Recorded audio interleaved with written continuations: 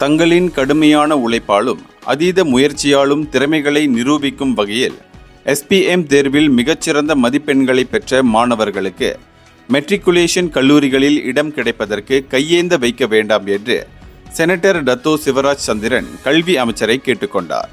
அதே சமயம் மெட்ரிகுலேஷன் கல்லூரிகளில் வாய்ப்பு பெறுவதற்குரிய நிபந்தனைகளை கல்வி அமைச்சர் தொடர்ந்து தற்காத்து வருவது நியாயமில்லை என்று குறிப்பிட்ட அவர், மக்களின் குரல்களுக்கும் பாடுபட்டு படித்த மாணவர்களின் குரல்களுக்கும் அவர் செவிசாய்க்க வேண்டும் என்றார்.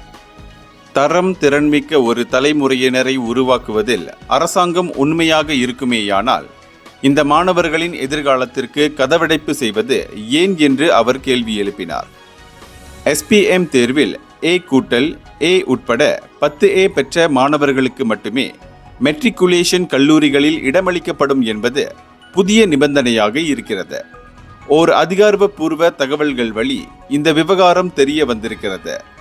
இந்த மாணவர்கள் இயல்பாகவே மெட்ரிகுலேஷன் கல்லூரிகளில் அனுமதிக்கப்படுவர் என்பதும் புதிய நிபந்தனையில் சுட்டிக்காட்டப்பட்டிருக்கிறது. எண்களை வைத்து மாணவர்களின் திறமைகளையும் அடைவு நிலைகளையும் அங்கீகரிக்க வேண்டிய நிலைப்பாடு ஏன் என்று சிவராஜ் கேள்வி எழுப்பினார். பூமி புத்ரா அல்லாத மாணவர்கள் பலர் 9 பாடங்கள் மட்டுமே எடுத்திருக்கின்றனர். இது அவர்களின் பலவீனமல்ல. ஆனால் பள்ளி கட்டமைப்பின் அடிப்படையில் அவர்கள் 9 பாடங்கள் மட்டுமே எடுக்க வேண்டிய நிர்பந்தம். தரத்தை பார்க்க வேண்டுமே தவிர எத்தனை பாடங்கள் என்ற எண்ணிக்கையை பார்க்க வேண்டிய அவசியமில்லை. பெரும்பாலான மாணவர்கள் A உட்பட 9A பெற்றிருக்கின்றனர்.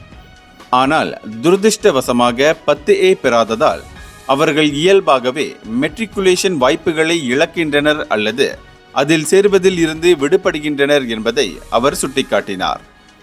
இந்தியர்களின் இதய குரல் மக்களோசை.